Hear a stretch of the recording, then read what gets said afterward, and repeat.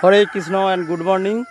সবাইকে অনেক অনেক শুভেচ্ছা আমাদের মা নারায়ণী টেম্পল চ্যানেলে।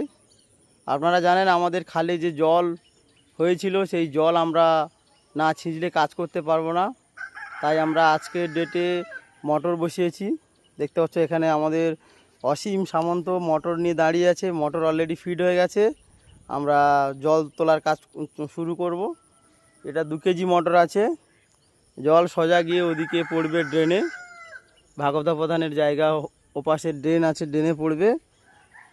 তাই আমাদের এই জলটি তোলা হয়ে গেলে আমরা ওই রেলিংয়ের কাজ শুরু করব। রেলিং ওই লাস্টে, আমি জুম করে দেখানোর চেষ্টা করছি। ওই পাহাড়ির দোকানের এপাশে রেলিং আমাদের খালের শেষ প্রান্তে।